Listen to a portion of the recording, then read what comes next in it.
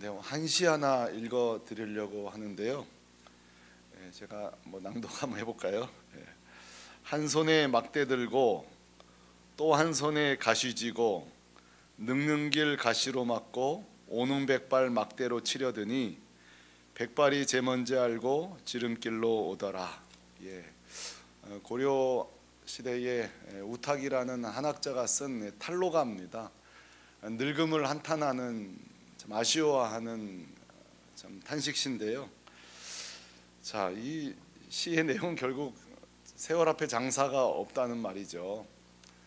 세월의 흐름 속에서 사실 변화를 바꿀 수 있는 것은 막을 수 있는 것은 아무것도 없습니다.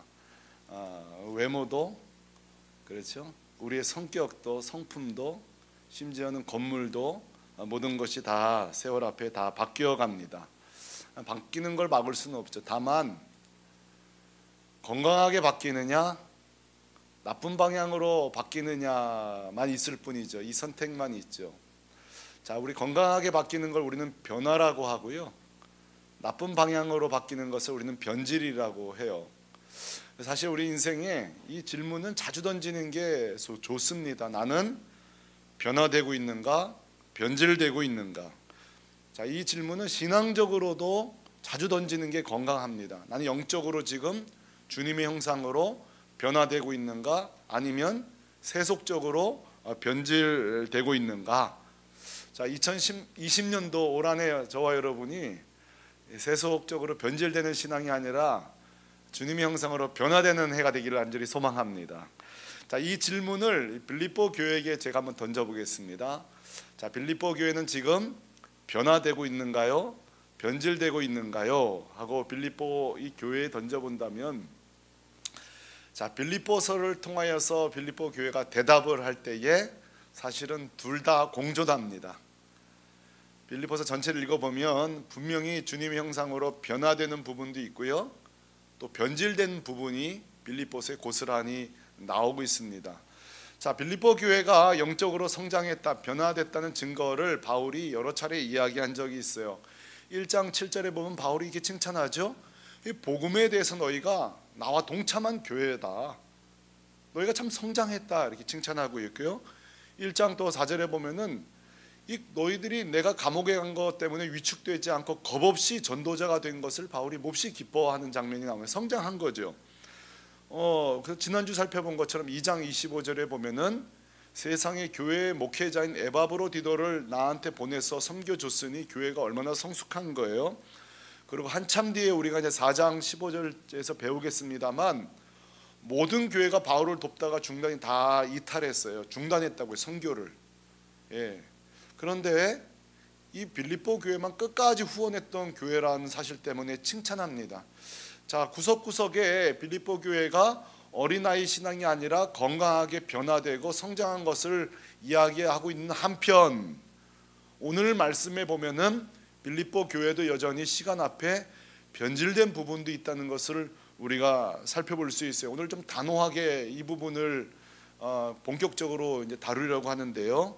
자, 이 변질된 자들의 태도가 얼마나 심각하든지 오늘 3장 2절에 이들을 향해 쓰는 용어가 매우 과격하고 충격적입니다. 2절에 뭐라고 하는 거 아니? 개들을 삼가하고 이렇게 말해요. 자, 형제자매 여러분, 우리가 사람에게 개라는 표현을 써서도 안 되고 사실은 이거 적절하지 않은 용어죠. 사용한다면 그 사람을 몹시 모욕하고 싶거나 치욕을 주고 싶을 때에 이런 용어를 씁니다. 그래서 여러분, 우리 개란 단어는 보통 다 이게 욕 속에 많이 들어가 있죠. 어린 시절에 이와 관련된 우리 욕을 많이 쓰곤 합니다만 우리가 함부로 사람에게 쓰지 않는데 오늘 바울이 뭐라고 하는 거 아니? 이 개들아 이렇게 말하거든요. 매우 혹독한 용어를 쓰고 있다고요. 근데 사실 성경에 종종 사람을 향하여서 성경이 개라고 표현한 일이 간혹 있습니다. 시편 59편에 보면은 하나님께서 어떤 특정인들을 향하여 개라고 표현해요. 어떤 자들이냐면 시편 59편 14절에 보면은 유리하면서 약자들을 뜯어먹는 어떤 악한 자들을 향하여 개라고 표현해요. 야비하게 무리지어서 약자들을 공격하는 자들을 개라고 표현하죠. 갈라디아서 2장 4절에 보면 몰래 교회에 들어와서 복음을 변질시키는 자들을 향하여 들깨 개라고 표현한다고요. 그리고 고린도후서 11장 13절 보면은 거짓 교사들을 향한 묘사할 때 개라고 표현해요. 그러니까 성경은 두 그룹들한테 개라는 표현을 써요. 우리도 이제 이 경우 아니면 여러분 개란 말 쓰시면 안 돼요. 첫째가 비열하게 약자를 공격할 때는 이 개라고 하고요. 복음을 변질시킬 때 성경 그들을 향하여 이 복음을 훼손시킬 때 이 개라는 단어를 쓰고 있어요. 자, 그렇다면 오늘 바울은 이 빌립보 교회를 향하여서 개라고 하는데 도대체 둘 중에 어떤 경우일까요? 약자를 공격하고 있나요, 빌립보 교회가? 아니면 복음을 훼손하고 있나요?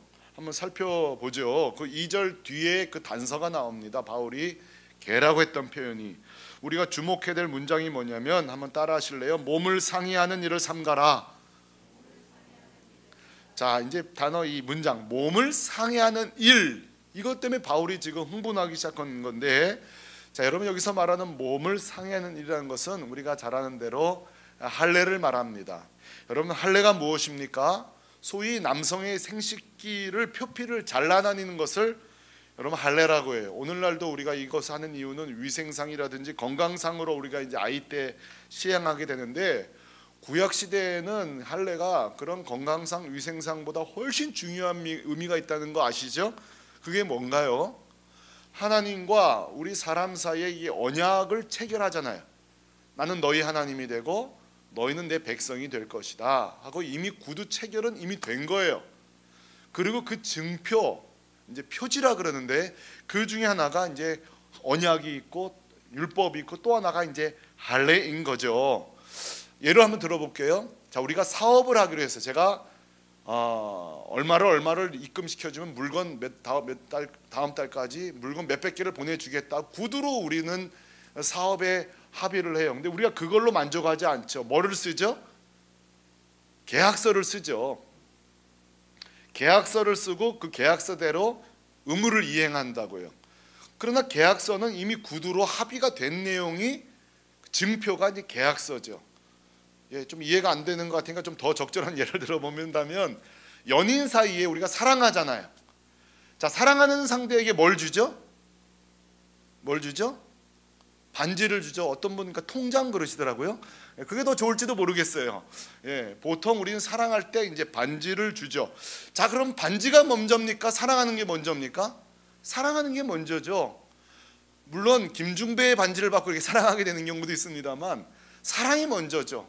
반지 보고 값어치 보고 사랑하기 시작하는 건 아니잖아요. 먼저 사랑하게 되고 그 증표가 반지죠. 계약을 하기로 하고 그 증표가 계약서인 거죠. 할례도 마찬가지예요. 할례가 먼저가 아니에요. 먼저 하나님의 사랑을 맛보고 하나님의 은혜를 경험한 백성이 우리 측에서 계약을 맺어가는 게 할례죠. 그러니까 할례는 증표에 불과한 거죠. 진짜 의미는 하나님 나를 사랑하신다. 하나님 여러분 사랑하시죠? 예. 그래서 우리가 이제 세례식도 하고 다 하는 거 아니겠어요? 자, 그런데 여러분 할례의 부작용이 있습니다. 할례는 담보가 뭐예요? 먼저 사랑하는 거예요. 하나님을 인정하는 거예요. 하나님을 기뻐하는 거예요. 그 다음에 증표 할례인데 신명기 10장 16절에 보면 벌써 할례의 부작용이 일어나요. 그 할례의 부작용이란 뭐냐면 나 이제 할례 받았어.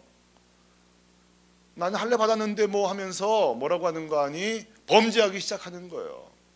난 됐다. 여러분 16절에 이렇게 나오죠. 그러므로 너희는 뭐의 할례를 행하라고 그래요? 마음의 할례를 행하고 다시는 목을 곧게 하지 말라. 이게 부작용이에요. 예레미야 4장 4절에도 저 중간쯤 보면 너희 마음 가죽을 베끼고, 그런 표피적인 할례가 중요한 게 아니라 할례는 그게 아니잖아. 우리 할례는 그냥 증표일 뿐이고 진짜 우리 관계는 사랑하는 거잖아. 그리고 너희도 나를 사랑하는 거잖아.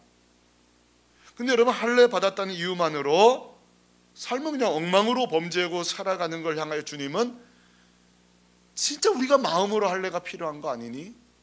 마음의 가죽을 벗기는 거 아니냐? 이렇게 말하는 거죠. 자, 이 빌립보 교회의 향하여 개라고 하는 이유가 뭐예요? 지금 그냥 예수 그리스도 그 주님의 이름으로 우리가 구원받은 게 분명한데 누군가 또 돌아와서 그러는 거예요. 그걸로 부족하다. 예수 믿은 거 그게 뭐 보이냐? 마음으로 믿는 것이 잘 확실하지 않느냐? 그러니까 할례를 받자는 거예요. 그래, 예수 안 믿자는 게 아니다. 예수도 믿지만 할례를 받는 게 좀 안전하지 않겠냐? 충분하지 않겠냐? 여러분, 이렇게 할례를 이렇게 권유하는 자들이 등장하기 시작합니다. 사랑하는 성도 여러분, 오늘 이 저녁에 다시 묻고 싶습니다. 오늘 우리 권사님 기도 속에 분명한 복음을 말씀하셨는데요. 자, 여러분, 우리가 어떻게 구원받았습니까? 우리가 어떻게 구원받았어요? 하나님이 우리를 사랑하셔서 구원은 시작됐습니다. 그 안에 우리를 사랑하신 증거가 뭐죠? 아들 예수 그리스도를 우리에게 보내주셨습니다. 이 구원입니다. 그리고 주님께서 십자가에서 우리를 위해 죽으셨고 그 사실을 믿는 자에게 차별 없이 여러분 구원을 주십니다. 믿습니까? 여러분, 구원은 여기서 한 발자국도 나갈 수도 없고 들어올 수도 없는 거예요. 딱 이 사실이에요. 오직 믿음으로 구원받습니다. 여러분, 오늘 이 이야기, 이 세 문장, 하나님 날 사랑하신다, 사랑의 증거로 아들을 주셨다, 그 아들이 나를 위해 죽으셨다, 믿기만 하면 거저 구원을 주신다, 은혜로 구원을 주신다, 이 문장이 감격이 안 되신다면 오늘 성령께서 다시 여러분 마음을 뜨겁게 하시기를 간절히 소망합니다. 우리 가슴이요 항상 구원의 감격이 충만해야 됩니다. 왜 이게 중요하냐고요? 오늘 빌립보 교회가 이 구원의 사실이 흔들릴 때에 자꾸 이런 얘기가 들리는 거예요. 흔들리는 거예요. 자꾸 이런 외부적인 다른 이야기가 우리 귀에 쏙쏙 들어오는 거예요. 아, 목사님, 그럼 선행은요? 선행은 구원에 신앙생활에 안 필요한 거예요? 필요하죠. 그러나 선행은 구원 후의 열매죠. 저는 이 구원을 생각할 때마다 저희 부모님과 관계를 생각해 봐요. 여러분, 우리가 부모님 효도하잖아요. 자, 효도하는 이유가 뭐죠? 우리가 효도해야만 하나님이, 우리 부모님이 우리를 호적에서 안 끊고 계속 유지하기 때문에 우리가 그걸 불안해서 효도하나요? 모르겠어요. 저는 그렇지 않았어요. 저는 항상 저희 아버지의 사랑이 너무 컸어요. 그 부모님의 사랑이 너무 크니까 우리가 효도하는 거죠. 그렇죠? 우리의 선행이 똑같은 거예요. 우리의 선행은 그 하나님 우리를 사랑하시고 그 예수 그리스도의 십자가의 은혜의 결과, 그 은혜의 열매, 그 은혜의 감격이 선행인 거죠. 맞죠? 그러므로 여러분, 구원에 관해서 선행은 정말 끼어들 틈이 없습니다. 적어도 구원받은 후 선행으로 사는 거지만 적어도 구원을 향하여서 이 선행은요 정말로 끼어들 자리가 없죠. 그러나 빌립보 교회에 들어온 이들은 자꾸 불안감을 조성하는 거예요. 할례, 내가 유대인들 보니까 몸에 이 할례가 있으니까 좀 이렇게 안심이 돼 보이고 근사해 보이더라.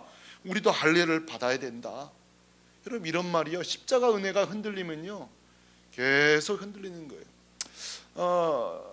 여러분, 뭐 이런 건 좀 유튜브 보셔도 좋을 것 같아요. 여러분, 그 신천지 2인자였던 그 김남이라는 부인이었던 분이 신천지를 탈퇴하고 2번의 영상을 올렸어요. 신천지를 고발하는. 자, 여러분, 이런 신천지뿐만 아니라 수많은 이단들이 이런 고발을 통해서 이제 신천지가 무너질 것이다 하고 막 우리가 좋아하는데, 저는 그 영상을 보면서 오히려 저는 회개했어요. 이렇게 이단들 내부가 불안해져서 무너져야만 교회가 살아가는 구조가 돼야 되겠는가? 아무리 이단들이 활기를 쳐도 교회만 복음이 분명하고, 교회만 말씀이 분명하고, 교회만 교리만 분명하면 이단이든 3단이든 아무리 활기를 쳐도 교회는 안전하지 않겠는가? 이렇게 이단들이 안에 내부에 문제만 생겨야만 이탈되는 걸 기뻐해야 될까? 저는 참 오늘 보면서 회개를 했어요. 그러면서 제가 기도도 해서 영상 보면서 제가 한 30분 정도 보다가, 하나님, 우리 샘물결 교회는 정말 제가 목회하는 동안에 한 명도 이단에 빠지지 않게 하시고 오히려 이단에 있는 자를 끌어오는 그런 강력한 복음 공동체가 되게 하여 주옵소서. 자, 이 빌립보 교회도 마찬가지예요. 아무리 외부에서 이자들이 찾아오고 활개를 쳐도 복음이 선명하면 되는 거예요. 진리가 선명하면 되는 거예요. 자, 왜 이 교회는 이렇게 되었을까요? 왜 오직 예수만으로, 오직 믿음만으로는 왜 불안했을까요? 그건 사탄이 주는 마음이고요, 동시에 불안케 하는 자들이 있었기 때문입니다. 사도행전 15장 1절에 보면은요, 바울이 개척한 교회마다 늘 들끓던 자들이 이들이었어요. 같이 한번 읽어보시죠. 시작. 어떤 사람들이 유대로부터 내려와서 형제들을 가르치되 너희가 모세의 법대로 할례를 받지 아니하면 능히 구원을 받지 못하리라 하니. 자, 예수 믿지 말란 말은 안 해요. 슬쩍 하나 더 숟가락을 올린다고요. 할례를 받으라고 한다고요. 사랑하는 형제자매 여러분, 오늘 이 저녁에 아무리 강조해도 지나치 않는 말씀을 또 드립니다. 우리의 구원은 오직 예수, 오직 믿음뿐인 줄로 믿습니다. 왜요? 주님이 다 하셨어요. 주님이 십자가에서 다 이루셨어요. 우리가 할 수는 없는 거예요. 그래서 놀라운 은혜, 선물이라 그러는 거 아니겠어요? 그러므로 우리가 붙들어야 될 것은 무엇일까요? 그 예수님밖에 없어요. 이런 질문 하시는 분이 있어요. 그럼 목사님, 내가 구원받은 거 그냥 믿기만 하면 되는 건데 때로는 이렇게 불안할 때마다 어떻게 하면 좋아요? 의심될 때 어떻게 하면 좋아요? 오늘 사도 바울이 3절에 또 우리에게 그 믿음 외에도 구원의 이 증거들이 있다고 우리에게 소개하는데요, 이게 참 귀합니다. 3절을 같이 한번 읽어보시죠. 3절입니다. 시작. 하나님의 성령으로 봉사하며 그리스도 예수로 자랑하고 육체를 신뢰하지 아니하는 우리가 곧 할례파라. 자, 우리가 구원받은 것은 믿음이에요. 우리 안에 믿음이 있다는 거, 이 복음이 믿어진다는 것 자체가 구원의 증거인데요, 몇 개 또 있다고 우리에게 소개해. 그건 뭐예요? 성령으로 봉사하며 그랬어요. 여기서 봉사라고 그랬는데 이거는 우리의 육신적인 봉사도 있지만 사실은 예배라는 용어라고도 쓸 수 있어요. 자, 성령으로 예배하는 거. 자, 예를 들어 보겠습니다. 자, 여러분 주일 예배 드리고 지금도 예배를 드리고 있으세요. 지금 예배를 드릴 때에 말씀이 이해되어지고 내가 아멘 되어지고, 찬양할 때에, 설교하고 막 기도할 때에 내 마음이 뜨거워지고 구원의 감격이 생기고 주님 앞에 내 마음을 막 드려지는 그 순간, 그 예배 드리는 그 순간에 성령에 사로잡혀서 예배 드리는 수 있다는 게 구원받은 증거예요. 아멘이십니까? 아멘이에요.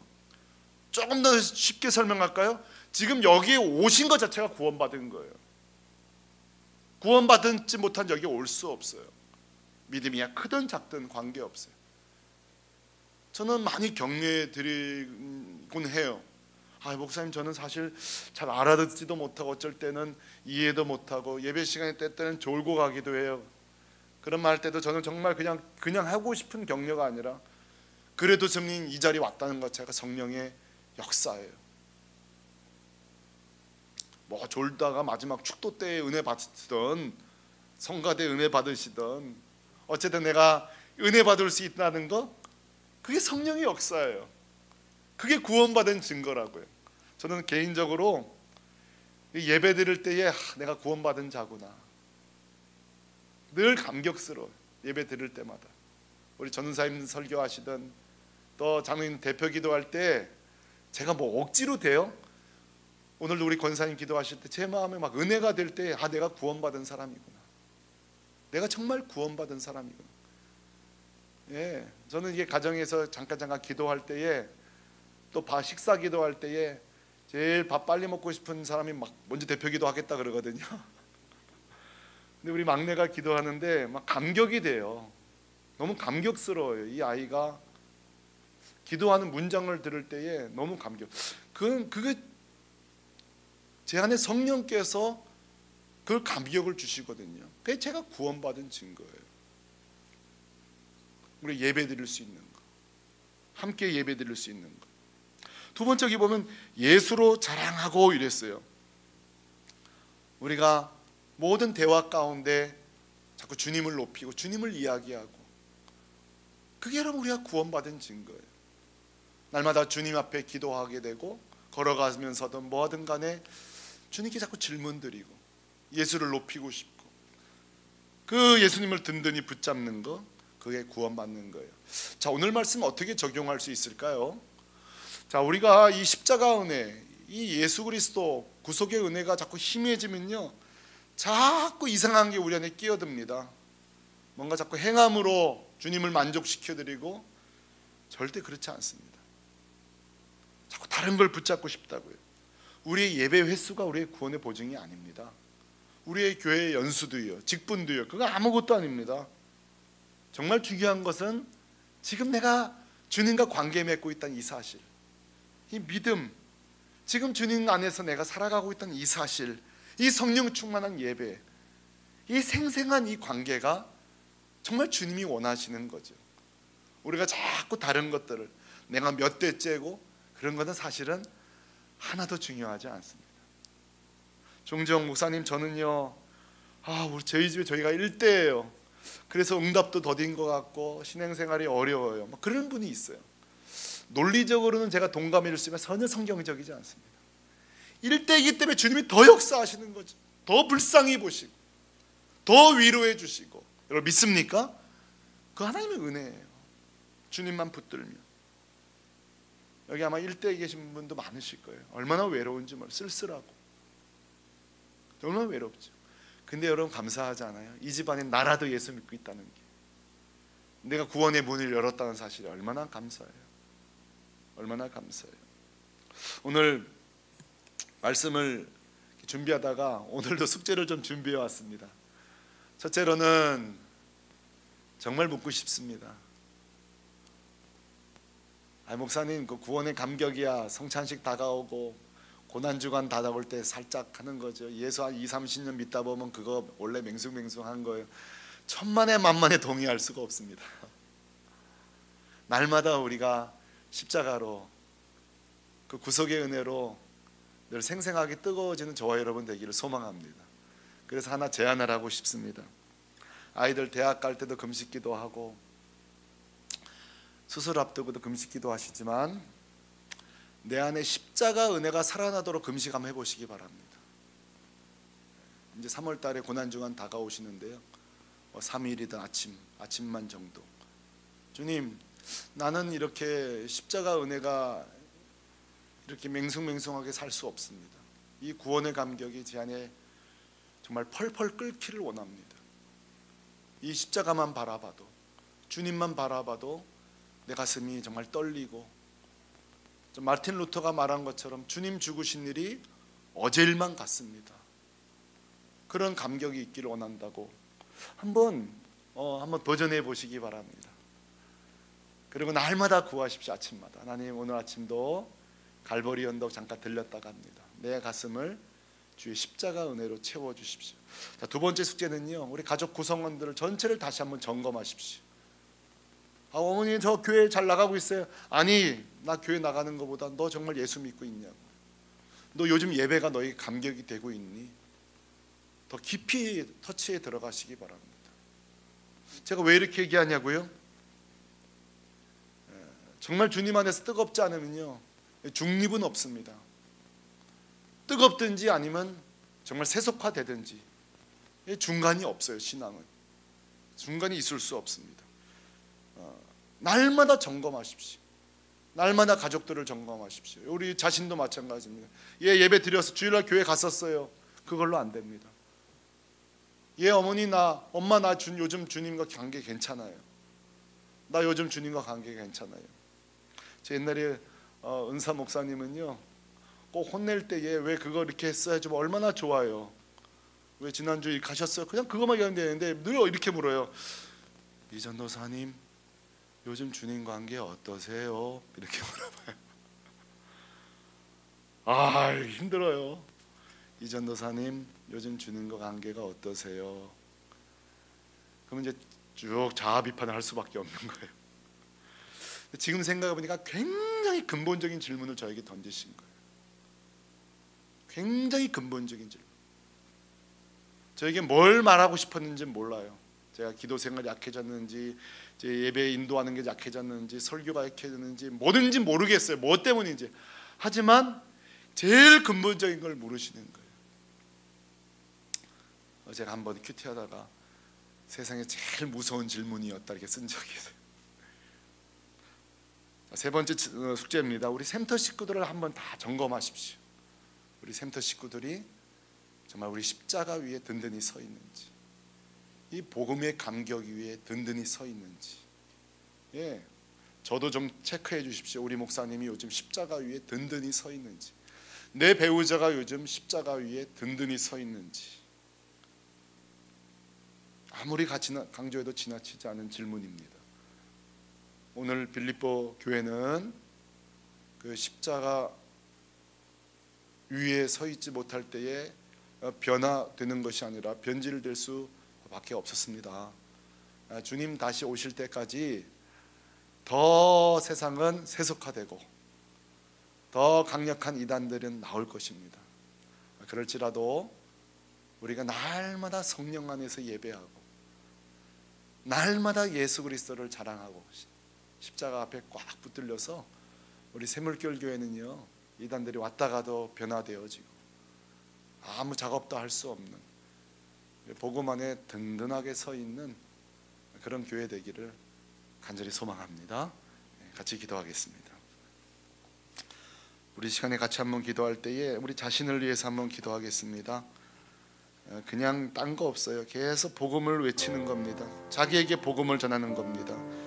하나님 날 사랑하시죠? 그래서 아들을 주셨죠. 정말 전율합니다. 주님, 어떻게 나를 위해, 우린 누구 하나에게 손가락 하나도 줄 수 없는데 어떻게 나에게 아들을 주실 생각을 하셨어요. 그리고 주님, 지난주만 해도 저는 죄가 충만했는데 주님의 구원이 얼마나 완전한지, 한번 구원하시면 내 죄가 이렇게 충만한데도 취소되지 않다니요. 너무 놀랍고 너무 감사합니다. 이 시간에 자신에게 복음을 전하면서 이 십자가의 은혜가 자신에게 감격되기를 같이 기도하겠습니다. 구하십시다. 하나님 아버지,